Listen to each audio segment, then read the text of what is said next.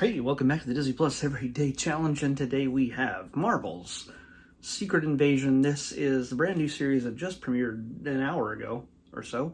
The first episode is about 54 minutes or so. It's, let's see, yeah, 55 minutes, and it is the brand new series. It is 6 episodes long, and it stars Nick Fury, Samuel L. Jackson in his first solo series. I mean, it's much bigger than Sam, but Sam is at the center of this. Sorry, Nick Fury is at the center of all this.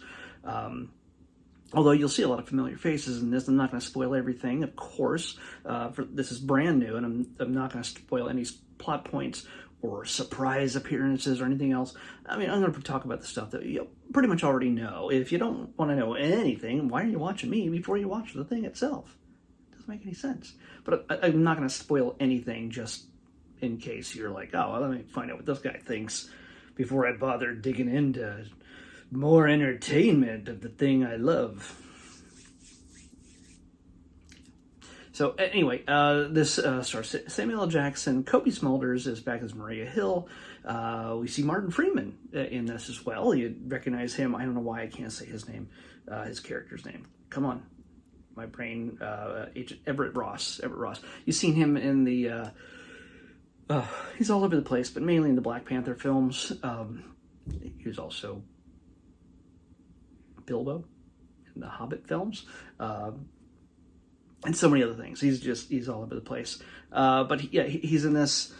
You'll recognize, Ben Mendelsohn. I told you yesterday that in order to kind of have a point of reference of what's going on here and who the Skrulls are and everything else, yes, you can watch the Marvel Legends little series of shorts that talk about each one of the different characters. Whenever there's a new film or a new series that comes out, Disney Plus releases little sort of catch-up shorts that tell the entire story of that character so far to that point in the MCU. You can do that, or you can watch Captain Marvel, the movie starring Brie Larson and Samuel L. Jackson back in the 90s, and we get to see Earth's first interaction with the Skrulls. And the secret invasion they're talking about, of course, is an invasion of the Skrulls. Why are they invading? I thought they were good. If you saw Captain Marvel, I spoiled that for you if you didn't. The movie's been out for a while, so sorry. At least the Skrulls that we've run into have proven to, overall, for the most part, be good guys. Speaking of Talos, played by Ben Mendelsohn. He plays a big part in this. There are other actors in this. Don Cheadle shows up again as Rhodey, and he has a career in Marvel well beyond being Tony Stark's best friend. Of course, he also has Armor Wars coming up. He has his own. I think it was a series first, and now it's a movie. They're gonna make it into a movie because hey, you gotta put an Iron Man on the screen again, so why not? They're doing the same thing with Captain America, so yeah. And the only other person I'm really going to mention here that is overtly known as to be appearing in this is Daenerys herself, Emilia Clarke. She has an important role in this as well. That's all I'm going to say about that. But what is this whole thing about secret invasions? Well, if you know who the Skrulls are shapeshifters. They're an alien race, and they can just change into whoever they feel like. They can sound and look and act like a lot of the people that they mimic. And yeah, they've been around since 1961, pretty much. I don't know. Was it the first issue? I should know this. We first ran into them with the Fantastic Four way back in 1961. Aliens, and Reed Richards, Mr. Fantastic himself, his solution to the whole problem was to make them transform into cows and live out their lives. as their punishment for invading Earth. You gotta understand that back in the early Marvel days, they were just rolling out of being a comic industry that didn't focus on superheroes. It was, I mean, yeah, Superman and Batman existed over at DC and Wonder Woman and everything else. But with Marvel, they were still doing like monster stories and weird alien stuff, and they had just gone through the cowboy phase, and so, but there were lots of weird monsters and aliens and stuff like that. And so when aliens show up in a Fantastic Four thing, they're not even dressed as superheroes. But what do? Reed Richards' solution is to turn them into cows. That had actually long-lasting effects in the Marvel universe comics world. If that ever happens in the MCU, ooh, that's going to lead to something very interesting. Some of you might know what the Skrull Kill Crew is. Yeah, it's kind of a deep cut, but yeah, it's makes for some interesting reading. Look it up.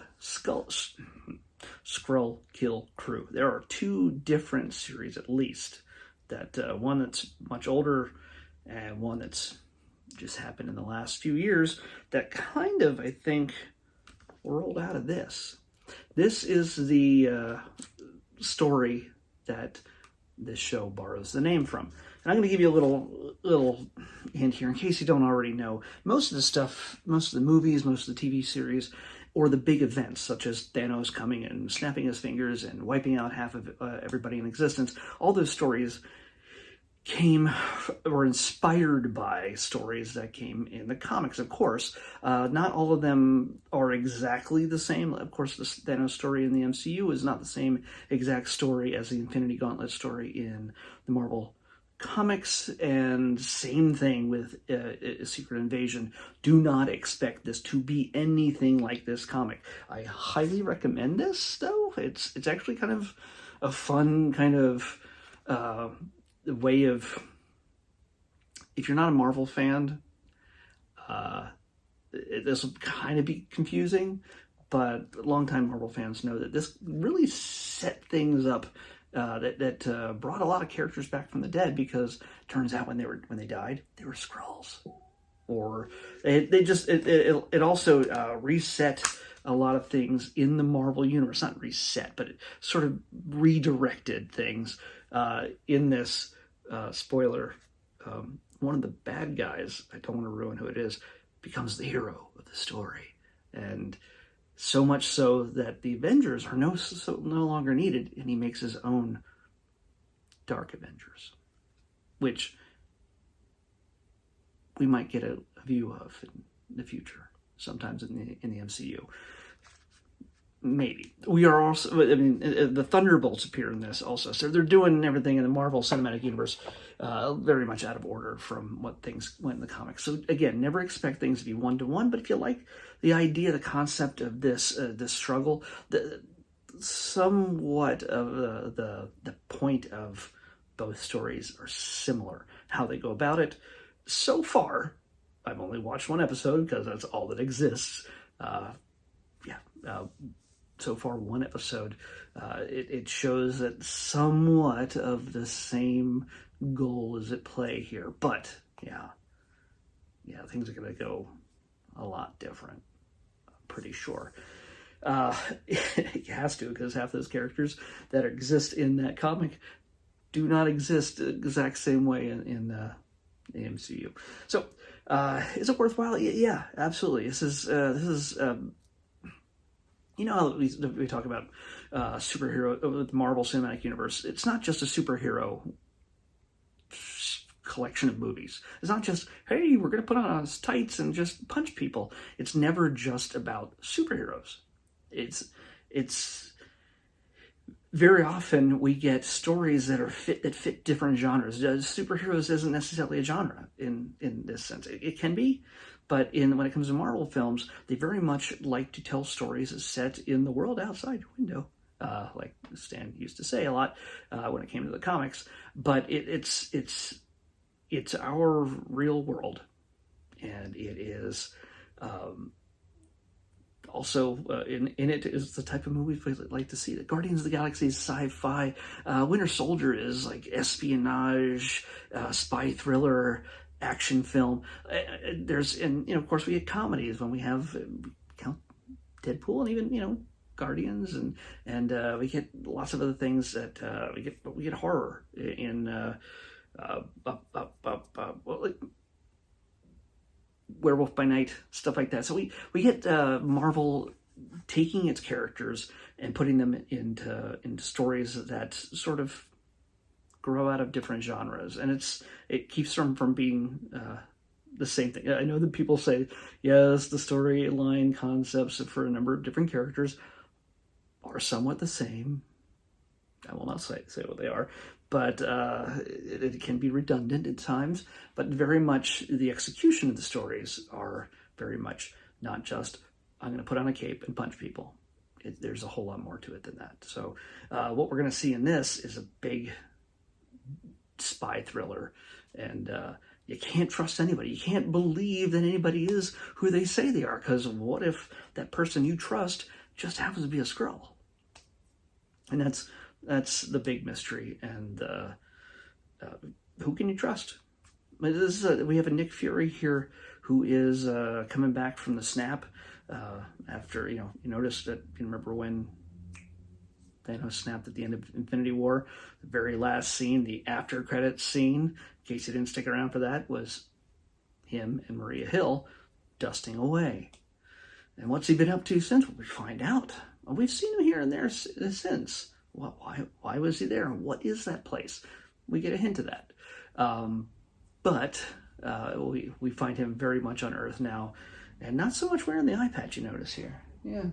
What's going on with that? I guess Thor could get a new eye. Why not Nick?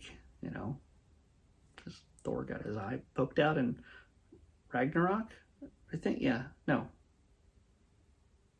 It was one of them, and then he got it back in the next movie he showed up in, like it was a fake eye. So I guess Sam is sick of wearing the eye patch. It also messes with his peripheral vision. So it's really bad to have that when you're a spy. That was always a thing with Nick Fury. Has existed for 50 years. No, not 50 years. He's existed for like 70 some years now. He should probably not stick with the eye patch. But this is the kind of thing that all bets are off. Who's good? Who's bad? Who's going to come out in the end? Are we going to... I can't really say anything else, because there's a lot at stake in this. And I say check it out. If you like good spy thrillers, this is going to be it. And you love Sam Jackson, of course. Come on. You love Sam Jackson, so it's definitely worth checking out. Other than that, yeah, it's Marvel. It's Marvel. I'm gonna watch it no matter what. I'm watching it now, and I'm gonna watch it again when we get together with my friends and we do our watch night. How we're gonna fit that in with everything else we're trying to watch at the same time, I don't know, but yeah, I'm gonna be here every Tuesday night for the next 6 weeks, except for Comic-Con. I'll probably have to watch it from the hotel. I will do that. Anyway, let's pick tomorrow's episode. 236. I gotta hear you say it. 236. 236. Come on. Huh. Okay, I've seen this. I don't know exactly what it is, but I've seen it when I've typed in the letter K, and it's usually one of the first things that shows up because it's a very short name. We're going to be watching Kif. Well, just one episode, maybe two, depending on what it is and how it goes. And I think it's an animated series. Find out. Kif is what we're going to watch next in the Disney Plus Everyday Challenge. I'll see you back here tomorrow with that.